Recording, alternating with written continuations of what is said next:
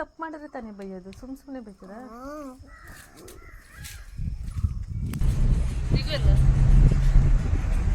Hello hello friends, ಅಲ್ಲಿ ಮುರಿದೋಗಿದೆ friends.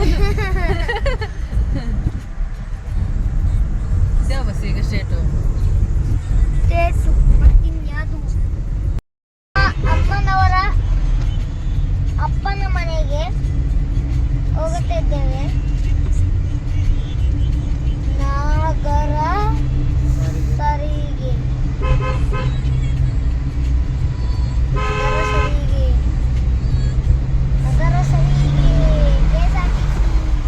ನೀವು date ಎಷ್ಟಾದ್ರೆ time ಇದಲ್ಲ 6:07.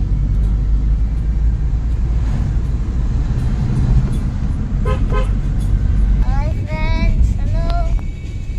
ಈಗ ನಾವು ಇಂಜಿನಿಯರಿಗೆ ಹೋಗಿದ್ದೇವೆ. ಫಸ್ಟ್ ರೋಡ್ ಹಿಂಗಿತ್ತಲ್ಲ ನೋಡಿ, ರೋಡ್ ಹೆಂಗಿತ್ತು ಫಸ್ಟು ಹೋಗಿದ್ದು. Hi friends, hello. ನಾವು ಕಪ್ಪಿಗೆ ಹೋಗ್ತಾ ಇದ್ದೀವಿ. ಮಮ್ಮಿ ಹೊಡೆದು ಅಪ್ಪನ ಮನೆಗೆ ಹೋಗ್ತಾ ಇದ್ದೀವಿ. ಅಲ್ಲೂ ಮುರಿದೋಗಿದೆ, ಇನ್ನೊಂದಲ್ಲಿ ಅಲ್ಲಾಡ್ತಾ ಇದೆ. ಬಿದ್ದಿನ ಮಾತ್ರ ಕಾಮಿಡಿ ಪೀಸ್ ಆಗಿದ್ದೀನಿ. ಅಲ್ಲಿ ಬಿದ್ದೋಗ್ರೆ ಕಾಮಿಡಿ ಪೀಸ್ ಪಕ್ಕ. ಈ ಮಂಜುನಾಥ. ಹಾಯ್ ಹಲೋ ಫ್ರೆಂಡ್ಸ್, ಎಲ್ರಿಗೂ VSSDB ಕನ್ನಡ ಬ್ಲಾಗ್ಸ್ ಚಾನಲ್ಗೆ ಸ್ವಾಗತನ ಹೇಳುತ್ತಾ, ಇವತ್ತಿನ ಒಂದು ವಿಡಿಯೋದಲ್ಲಿ ನಾನು ಕಪ್ಪಡಿ ದೇವಸ್ಥಾನಕ್ಕೆ ಹೋಗ್ತಾ ಇದ್ದೆ. ಆ ಒಂದು ವಿಡಿಯೋನ ಅಪ್ಲೋಡ್ ಮಾಡಿದ್ದೀನಿ. ಹಾಗೆ ಹೋಗೋಕ್ಕಿಂತ ಮುಂಚೆ ಹಾಗೆ ಮನೆ ದೇವರು ಪಿರಿಯಾಪಟ್ಟಣದಲ್ಲಿ ಕನ್ನಂಬಾಡಮ್ಮ ದೇವಸ್ಥಾನಕ್ಕೆ ಹೋಗೋಣ ಅಂತ ಹೇಳಿ ಅಲ್ಲಿಗೆ ಹೋಗಿದ್ವಿ. ಕನ್ನಂಬಾಡಮ್ಮ ದೇವಸ್ಥಾನದಲ್ಲಿ ಪೂಜೆ ಮಾಡಿಸ್ಕೊಂಡು ನೆಕ್ಸ್ಟ್ ನಾವು ಕಪ್ಪಡಿ ದೇವಸ್ಥಾನಕ್ಕೆ ಹೋದ್ವಿ. ಇದು ನಮ್ಮ ಮನೆ ದೇವರು ಕನ್ನಂಬಾಡಮ್ಮ ತಾಯಿ. ಎಲ್ಲೇ ಹೋದ್ರೂ ಮನೆ ದೇವ್ರನ್ನ ಮರಿಬಾರ್ದು ಅಂತ ಹೇಳ್ತಾರೆ. ಆದಷ್ಟು ಕಡೆ ಪಕ್ಷ ವರ್ಷಕ್ಕೆ ಒಂದು ಸಾರಿ ಆದರೂ ಮನೆ ದೇವ್ರ ದರ್ಶನ ಮಾಡಲೇಬೇಕು. ನಿಜವಾಗ್ಲೂ ಅವಾಗ ಒಂಥರ ಮನಸ್ಸಿಗೆ ಎಷ್ಟೋ ನೆಮ್ಮದಿ ಆಗುತ್ತೆ ಅಂತ ಹೇಳಿದ್ರೆ, ದೂರದಲ್ಲಿ ಕೆಲವೊಂದು ಸರಿ ತುಂಬ ದೂರದಲ್ಲಿರೋ ದೇವ್ರುಗಳಿಗೆ ಹೋಗೋಕ್ಕೆ ಆಗೋದೇ ಇಲ್ಲ. ಅದರಲ್ಲೂ ಕೆಲವೊಂದು ಸರಿ ನಮ್ಮ ಹತ್ರದಲ್ಲೇ ಇದ್ದರೂ ಕೂಡ ಎಷ್ಟೇ ಪ್ರಯತ್ನ ಪಟ್ಟರೂ ಹೋಗೋಕ್ಕೆ ಆಗೋದೇ ಇಲ್ಲ. ಅದರಲ್ಲೂ ಅವಕಾಶ ಸಿಕ್ಕಾಗ ಮನೆ ದೇವ್ರನ್ನ ದರ್ಶನ ಮಾಡೋದ್ರಿಂದ ನಿಜವಾಗ್ಲೂ ಒಳ್ಳೆಯದಾಗುತ್ತೆ ಅಂತ ಹೇಳುತ್ತಾ, ಇದು ಕನ್ನಂಬಾಡಮ್ಮ ದೇವಸ್ಥಾನ ಪಿರಿಯಾಪಟ್ಟಣದಲ್ಲಿದೆ. ತುಂಬ ಪ್ರಶಾಂತವಾಗಿದೆ ದೇವಸ್ಥಾನ. ಹಾಗೆ ನೀಟಾಗಿ ಪೂಜೆ ಕೂಡ ಮಾಡಿಕೊಡ್ತಾರೆ. ನಾವಲ್ಲಿ ಪೂಜೆ ಮಾಡಿಸ್ಕೊಂಡು ಹೋಗೋದಕ್ಕೂ ಕಪ್ಪಿಗೆ ಹೊರಟ್ವಿ.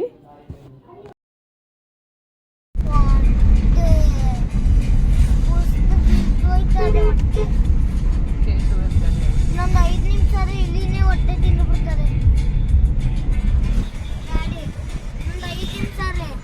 ಇಲ್ಲಿ ಹೊಟ್ಟೆ ಸೇರ್ತ ಇದೇನೇ ಹೊಟ್ಟೆ ತಿಂದ್ಬಿಡ್ತಾರೆ.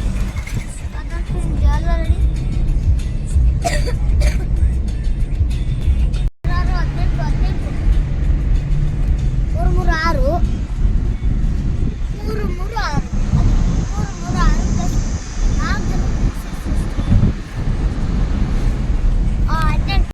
18 ಪೂಜೆ ಮುಗಿಸ್ಕೊಂಡು ನೆಕ್ಸ್ಟ್ ನಾವು ಹೆಬ್ಬಾಳ್ ತಲುಪಿದ್ವಿ. ಇದು ಕಪ್ಪಡಿಗೆ ಹೋಗೋ ದಾರಿ. KR ನಗರದಿಂದ ಒಂದು 10 ಕಿಲೋಮೀಟರ್ ಆಗುತ್ತೆ ಅನಿಸುತ್ತೆ ಫ್ರೆಂಡ್ಸ್. ತುಂಬಾ ನಾವು ಹೆಚ್ಚು ಕಮ್ಮಿ ಒಂದು 10-11 ವರ್ಷದಿಂದನೂ ಬರ್ತಾ ಇದ್ವಿ. ನಮಗಂತೂ ತುಂಬ ಏನಪ್ಪ ಅಂತ ಹೇಳಿದರೆ, ಮಕ್ಕಳಿಗೆ ಬಾಲಗ್ರಹ ಆಗುತ್ತಲ್ಲ, ಅದಕ್ಕೆ ತುಂಬ ಒಂದು ಒಳ್ಳೆ ಸ್ಥಳ ಅಂತ ಹೇಳ್ಬೋದು. ನಾವು ಮಕ್ಕಳಿಗೆ ಬಾಲಗ್ರಹ ಆದಾಗ ಇಲ್ಲಿ ಕರ್ಕೊಬಂದು ಹೋದ್ಮೇಲೆ ನಿಜವಾಗ್ಲೂ ನನಗೆ ಪರ್ಸ್ನಲಿ ತುಂಬ ನನ್ನ ಮಕ್ಕಳಿಗೆ ಒಳ್ಳೆಯದಾಗಿದೆ. ಸೊ ಅದಕ್ಕೆ ಅಂತ ಹೇಳಿ ನಾವು ಪ್ರತಿ ವರ್ಷವೂ ಮಿಸ್ ಮಾಡ್ದೇ ಬರ್ತೀವಿ. ಇಲ್ಲಿ ಜಾತ್ರಾ ಮಹೋತ್ಸವ ಬಂದುಬಿಟ್ಟು ಶಿವರಾತ್ರಿಯಿಂದ ಯುಗಾದಿ ತನಕ ಜಾತ್ರೆ ನಡೆಯುತ್ತೆ. ತುಂಬ ರಶ್ ಇರುತ್ತೆ. ಆದರೆ ಈ ವರ್ಷ ಅಂತೂ ಫ್ರೆಂಡ್ಸ್ ನಿಜವಾಗ್ಲೂ ಇಷ್ಟು ವರ್ಷದಲ್ಲಿ ನಾನು ಇದೇ ಫಸ್ಟ್ ಟೈಮ್ ಇಷ್ಟೊಂದು ರಶ್ ನೋಡಿದ್ದು. ವರ್ಷ ಜನ ಇದ್ದೇ ಇರ್ತಾರೆ, ಬಟ್ ನಾವು ಲಾಸ್ಟ್ ಇನ್ನೇನು ಯುಗಾದಿ ಹತ್ರ ಹೋಗಿದ್ವಿ, ಅದಕ್ಕೆ ಅನಿಸುತ್ತೆ ಎಷ್ಟೊಂದು ರಶ್ ಅಂತ ಹೇಳಿದ್ರೆ ಯಪ್ಪ, ಹೆಂಗೆ ಮಧ್ಯದಲ್ಲಿ ನುಗ್ಬಿಟ್ಟಿದ್ದೀವಿ. ಆ ಕಡೆನೂ ಹೋಗೋಂಗಲ್ಲ, ಈ ಕಡೆನೂ ಬರೋಂಗಲ್ಲ ಅನ್ನಂಗೆ ಆಗ್ಬಿಟ್ಟಿತ್ತು. ಸಖತ್ತು ರಶ್ ಇತ್ತು. ಆದರೂ ಅಷ್ಟೊಂದು ರಶ್ ಇದ್ದರೂ ನೀಟಾಗಿ ಎಲ್ರಿಗೂ ದರ್ಶನ ಅಂತೂ ಹಾಗೆ ಆಗುತ್ತೆ.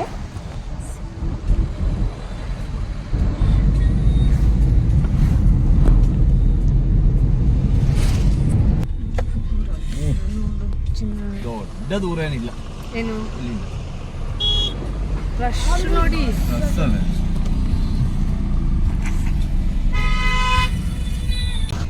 ಇಲ್ಲಿ ಹಾಕೋದು ಒಳ್ಳೇದಾ ಅಂತ.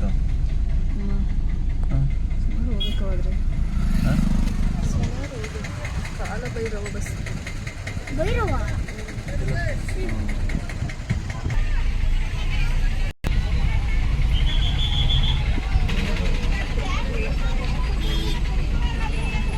ಅಲ್ಲೇ ಹಾಕಿದ್ರೆ ಒಳ್ಳೇದಿತ್ತು.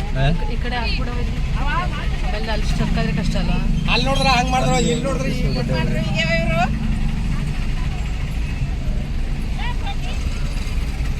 ಸರ್ ಇಲ್ಲೆಲ್ಲ ನಿಲ್ಸಿದಲ್ಲ, ಎಲ್ಲಿ ಇಲ್ಲೇ ಅಲ್ವಾ?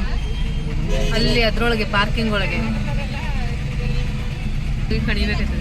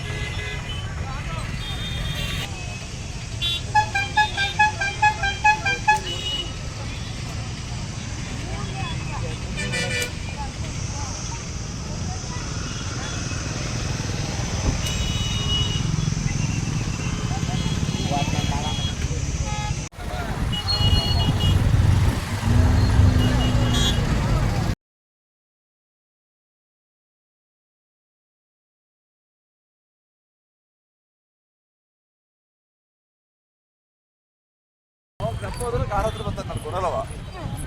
ಮರಮೆಣಸಿಗೆ ನೋಡುದು ಅವ ಮರಮೆಣಸಿಗೆ ಗಿಡ ನೋಡಿ ಬೆಳೆಸ್ತಾವ.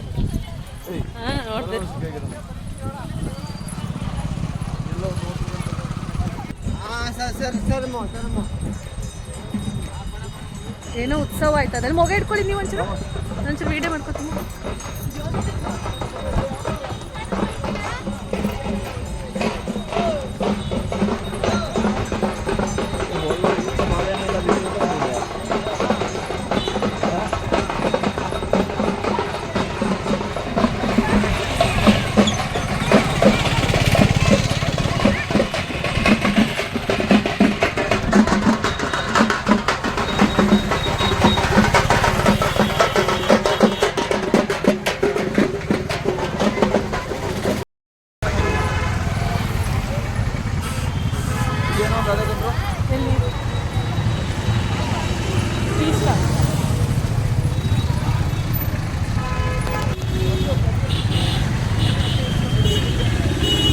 ಬೈಕ್ದ ಅವಸ್ಥೆ ನೋಡಪ್ಪ ಇಲ್ಲಿ ಒಂದ್ಸರಿ.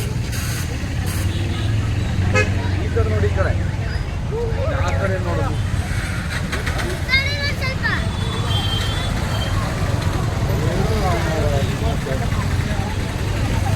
ಈಗ ಇಟ್ಕೊಳ್ಳಿ ಮಕ್ಕಳ ಕೈ.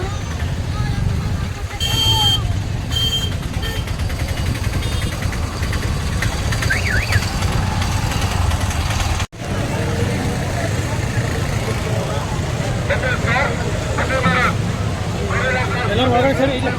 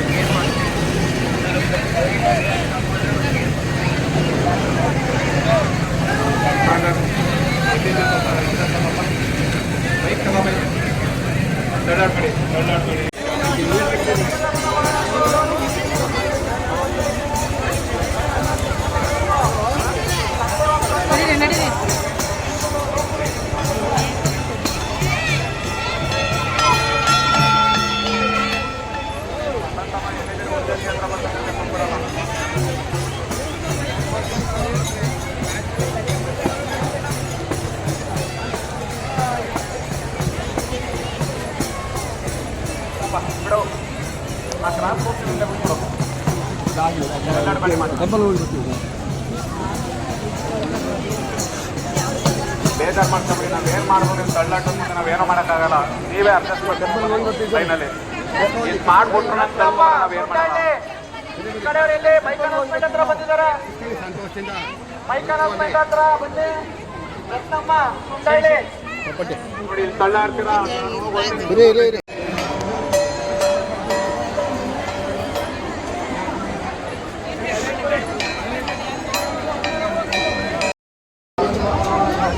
ಭವಿತಲ್ಲ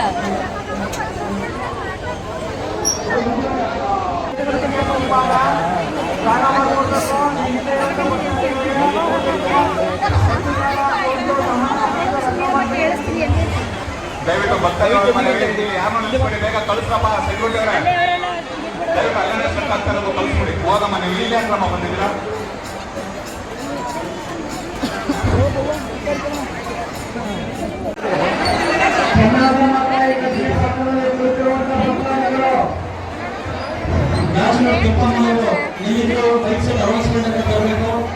ನಿಮ್ಗಾಗಿ ನಿಮ್ಮ ಕುಟುಂಬ ಕಾಯ್ತಾ ಇದ್ದಾರಲ್ಲಿ ಕಾರ್ಪಾಟದ ಅಲ್ಲಿ ಮೇಲೆ ಹತ್ಬೇಕು ಹೋಗಿ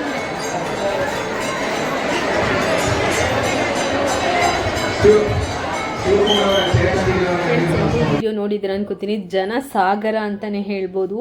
ಯಪ್ಪ ಇಷ್ಟು ವೀಡಿಯೋ ಮಾಡ್ಕೊಳ್ಳೋಷ್ಟೊಳಗೆ ನನಗೆ ಸುಸ್ತಾಗಿ ಹೋಗಿತ್ತು ಅಂತ ಹೇಳಿದ್ರೆ ನಾವು ಒಂದು ಸ್ವಲ್ಪ ವೀಡಿಯೋ ಮಾಡಿ ತೋರಿಸಿದ್ರೆ ನೆಕ್ಸ್ಟು ಬೇರೆ ಬರುವವ್ರಿಗೂ ಒಂದು ಐಡಿಯಾ ಇರುತ್ತೆ ಅಲ್ವಾ.